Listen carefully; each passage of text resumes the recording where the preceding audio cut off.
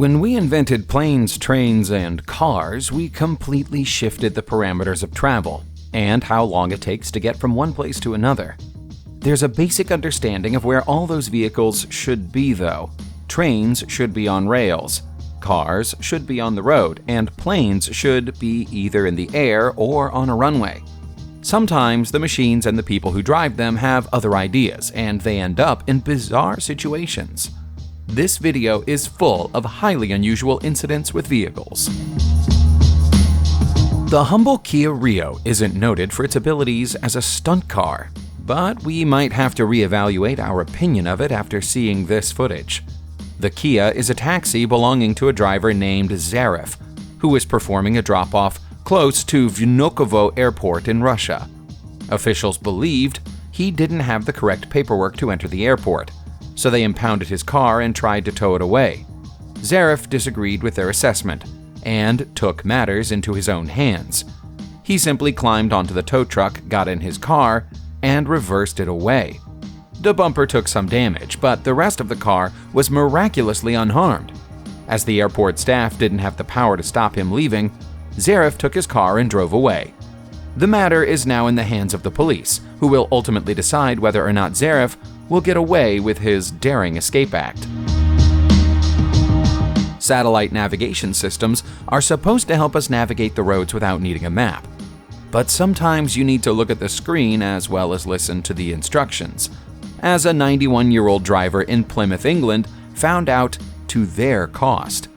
The sat-nav told them to take an immediate left, and so they did, straight down a flight of concrete stairs, and through a set of railings, before the Vauxhall Corsa became well and truly stuck. Nobody was harmed in the incident, although a few members of the public had to dive out of the way, and the car was safely recovered a few hours later with the help of a tow truck.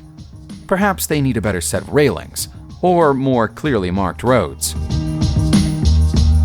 Not all good ideas are popular.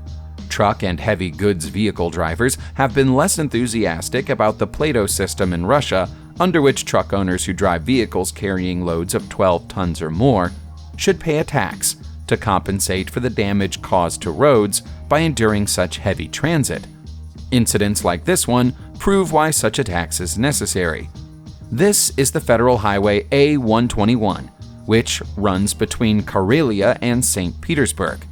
We say it's a road, but on this day in April, it turned into more of a mud track. With the heavier vehicles and trucks sinking into the mud and unable to move, cars became trapped behind them, and before long there were 30 vehicles axle deep in what was left of the road's surface. Some eyewitnesses said that in the worst parts of the road, the mud was up to their knees. Planes are extremely expensive to build and purchase, so we hope whoever owned the 6 Boeing fuselages that ended up in the waters of the Clark Fork River in Montana, USA, had paid for insurance. What's happened here isn't just one vehicular catastrophe, but 2. The fuselages were being transported by a train, which suffered an accident and derailed, dumping its valuable cargo off the rails and sliding down a hill towards the cold river. The parts were on their way to the Boeing plant in Washington state, but they suffered serious damage from their unplanned bath. Environmentalists acted swiftly to block the river and avoid the risk of pollution and spread. But Boeing believed that the fuselages were beyond salvage, along with various other aircraft parts that went in with them. This was one very costly accident, but we suppose it brings a whole new meaning to the word aquaplaning. Truck racing is always a muddy and messy business, and that's exactly what drivers and fans love about it. Even with the specially adapted camions, though, there's a limit to how much mud they can deal with, and these racing trucks in Russia found that limit. Terrible weather conditions led to the cancellation of the 3rd stage of the Silk Road Rally, which was due to head from Elista to Astrakhan. Conditions were already bad when the race started, but they continued to deteriorate, and before long, there were race trucks stuck in the mud everywhere. Some of them even got stuck while trying to tow their teammates and opponents free. The issue started with 3 drivers who found themselves unable to escape. But eventually the problems spread, and the organizers had to call on the fire service for assistance. All airports require maintenance, and so it's only natural that the concrete surface of a runway will need replacing now and then. When such a thing is being done, though, it would make sense to inform the pilots of any planes due to land that the concrete is wet, and so they should choose a different runway to approach. That doesn't appear to have happened in the case of this Ukraine International Airlines flight from Kyiv to Zaporizhzhia. The pilot was coming in for a perfect landing, with the landing gear down and ready, only to find that the ground wasn't as firm as they were hoping for. Wet concrete went all over the landing gear and also splattered the lower part of the aircraft's fuselage, including the wings and the turbine engines. The pilot is adamant that he was given clearance to land, although the airport denies this. As for the plane, it won't be going anywhere for a while. It appears that vehicles running into wet concrete is a recurring problem in Ukraine. If you're fortunate enough to own a Mercedes E-Class, you'll probably wince a little at the sight of this one firmly embedded in concrete. This incident is all down to an impatient driver. New tram lines were being installed at a busy intersection, causing traffic delays while one of the roads was closed to allow workers access. The Mercedes driver decided they'd had enough of waiting and decided to jump the queue and cross the tram tracks. But they didn't realize the freshly installed concrete hadn't quite set yet. The car sank several inches deep into the concrete and became stuck, requiring the help of a passing truck to pull it out. The repair bill likely wasn't cheap, but that was the least of the driver's worries. They were also ordered to pay for the cost of the damaged tram track. If there weren't real-life footage of this next incident, we'd have thought it was either made up or part of a television prank show. A driver overshot the car park on this narrow strip of land near a jetty and ended up in the water. The only way to get it out was to send for a crane, but the crane that turned up to do the job wasn't heavy enough. It got the white car most of the way out of the water, but then the weight became too much, and the crane toppled over and ended up taking a splash itself, sending the car back down with it. A larger crane was sent for, which successfully retrieved the now badly damaged white car, but further problems arose when it tried to go back in for the first crane. Again, it managed to lift it most of the way out of the water before succumbing to the laws of gravity, losing its balance and joining the first crane. Hopefully, when a third crane turned up, it was big and strong enough to do the job. Thankfully, nobody was hurt in these accidents. We commend the enthusiasm and commitment of the British police we can see in these images.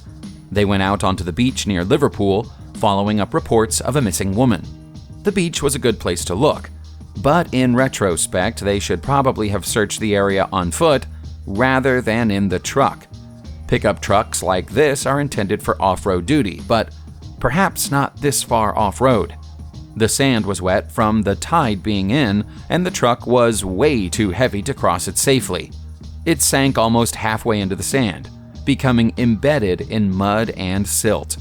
Officers had to sit and wait for the tide to come in and out again before they could send in a specially equipped tow truck to drag their vehicle away. To add insult to injury, the missing woman was found safe and well while the truck was trapped on the beach. If a car breaks down, it's common practice to get out and give it a push to see if you can get it moving again. But until now, we've never seen the same tactic being employed on a plane. This is a Garuda aircraft being given a helping hand at Tambolaka Airport, but it hasn't broken down. It's just taken a slightly wrong turn. The pilot missed the designated parking area when landing, and the aircraft didn't have any pushback vehicles available to assist.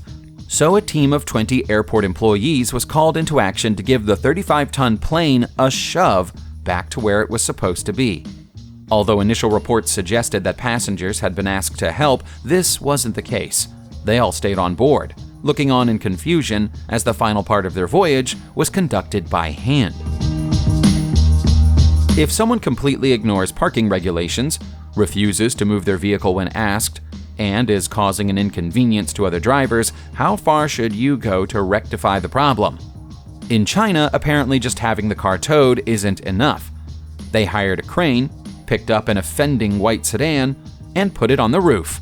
The rude driver had refused to pay a parking charge when asked to by security guards, and then left her vehicle blocking access to a residential estate in Benxi, within China's Liaoning province.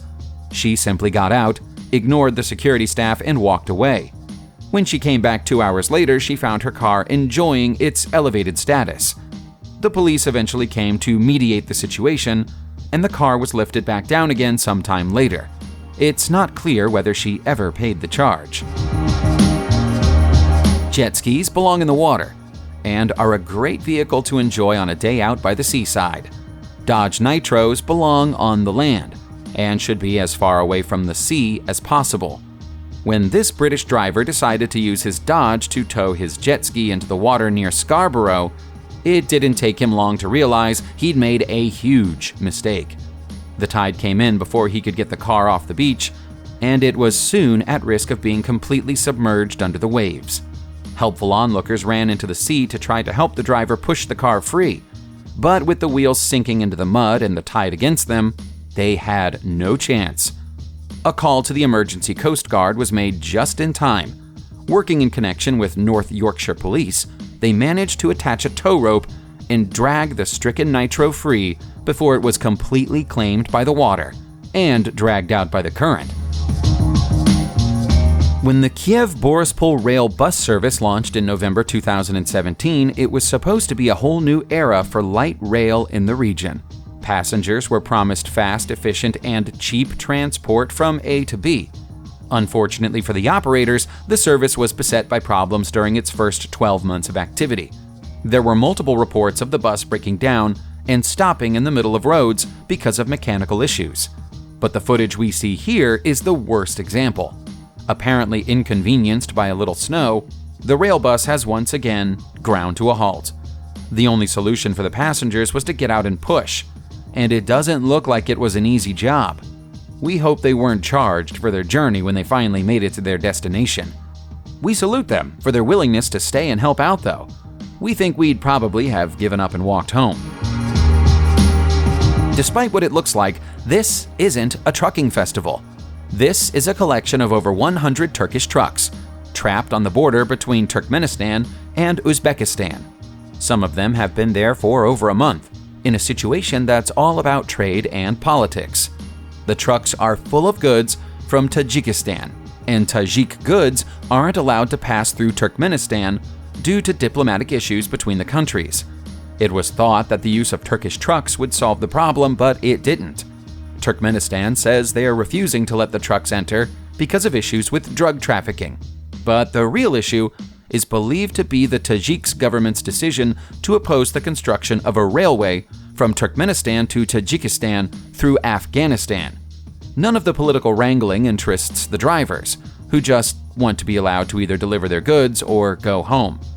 They say that while they're waiting in the desert, they have to fight off as many as 5 snake attacks each per day.